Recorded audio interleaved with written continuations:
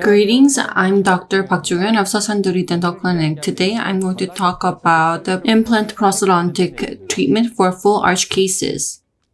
If you look at the classification in AUSA's study in 2011, if the amount of tissue loss is significant as shown, it is called Class 1. If the amount of tissue loss is moderate, it is Class 2. If the amount of interarch space is limited, you can provide fixed prosthesis. This is Class 3. Class 4 is where alveolar bone loss is bare minimum.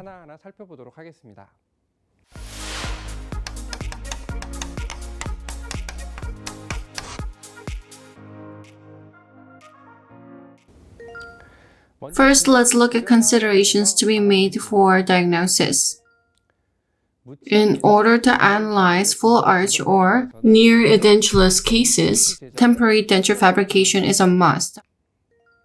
So I make two models, and I use one for fabricating provisional denture, and another one is used for diagnosis. Kneeback is used to replicate the provisional denture, and then I use a semi-adjustable articulator to analyze space on the model. Via X-ray, you need to overall analyze the amount of bone the patient has, and also evaluation on vertical and horizontal tissue loss as well as profile needs to be made.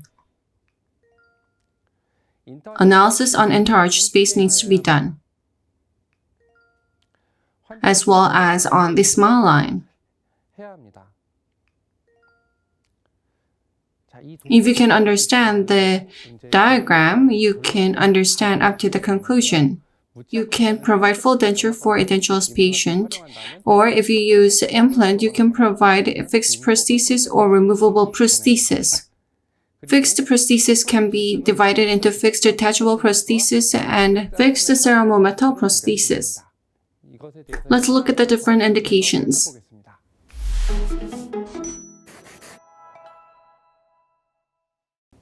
First, Class 1. Over 50 millimeter of space needs to be restored. When you look at these patients, it's really baffling. In Class 1 cases with significant horizontal and vertical bone loss, it's very difficult to restore, and maintenance can also be extremely difficult. Because the horizontal and vertical cantilever amount is significant, bar over denture where splinting is possible is more favorable. In Class 1 cases, if possible, I use bar over denture, which allows for splinting. The reason is because it is more favorable for profile improvement. This is a prosthesis delivered by a different dental clinic 3 years ago. You can see that fixed prostheses were provided, and in terms of horizontal profile improvement and oral hygiene management, it was not a good decision.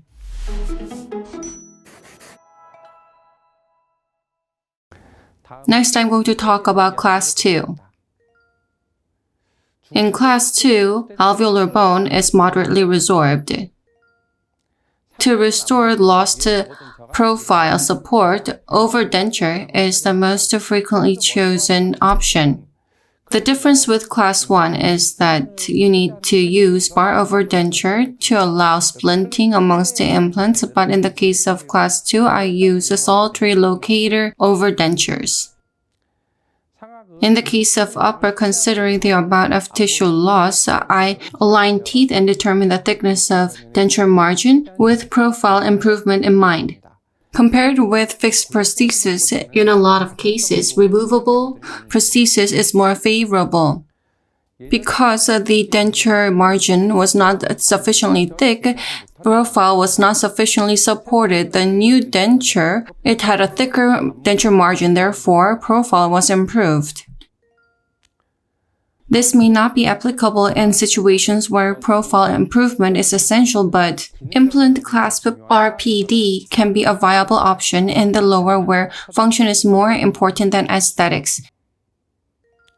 It's been 3 years since prosthesis delivery. Recently, I had the patient come back for a recall, and the patient was much more plump compared with before. So I thought I had provided my best work even though the conditions were not so favorable. If the patient has low smile line, there are other options. Even though the amount of tissue loss is significant, if smile line is okay, you can use hygienic type fixed prosthesis. It can be a very good option. It can be very favorable for oral hygiene management.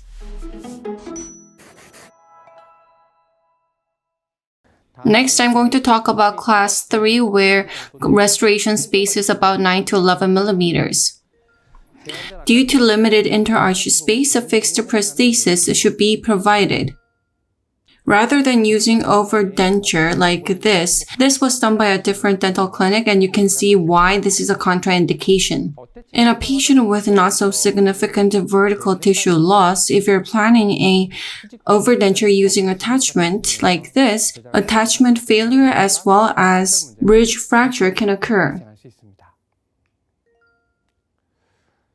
I provide a fixed prosthesis for the lower. If the amount of tissue loss is not significant, you can provide a fixed prosthesis or implant clasp RPD. Because the amount of tissue loss was not significant, implant clasp RPD was provided for restoration because of economic condition. I think this kind of restoration is a viable option. Although the amount of tissue loss was not significant in the anterior, it was in the posterior. In this case, you can use implant clasp RPD. In cases where it is difficult to place implants in the posterior area, rather than proceeding with bone graft, I think it is better to do implant clasp RPD. When providing a fixed prosthesis, I place about 8 to 9 implants and segment it into 3 segments. I placed 9 implants in the upper and 8 for the lower, and a fixed prosthesis was provided for this patient. The patient has been using it for 7 years without any problem. In the lower, I normally place 6 to 8 implants.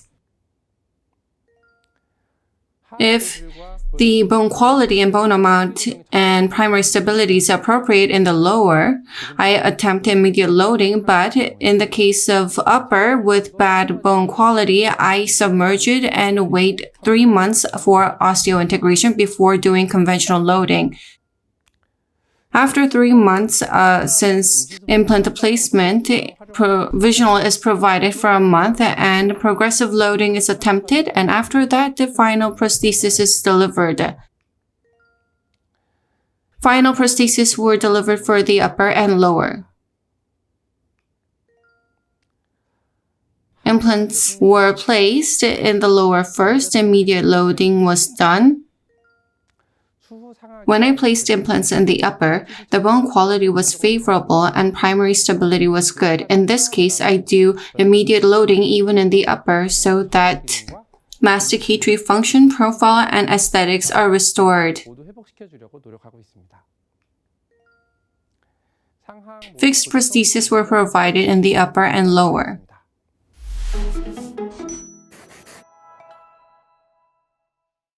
Next, I'm going to talk about cases where restoration space is 8 mm or less. This is class 4.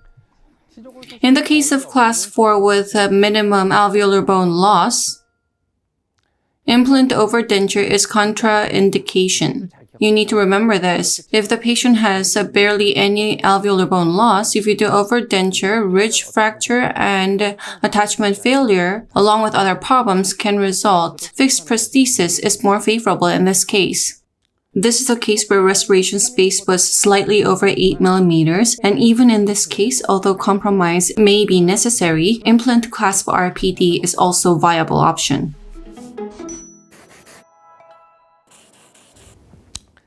In class 1 with significant amount of tissue loss, bar overdenture can be considered primarily. Fixed prosthesis is contraindication. In class 2 with moderate level of tissue loss, overdenture is the general option chosen, and in the case of lower, fixed prosthesis is also a viable option. In the case of class 3 with not that much alveolar bone loss, preferably fixed prosthesis should be provided. Overdenture needs to be approached very cautiously. In class 4 cases with bare minimum alveolar bone loss, there can be many problems if you do overdenture. Therefore, fixed prosthesis should be chosen. Now this is time to say goodbye. In the case of edentulous patient, we cannot provide fixed prosthesis just because the patient wants it. Also, even if the bone condition is good, it is quite costly.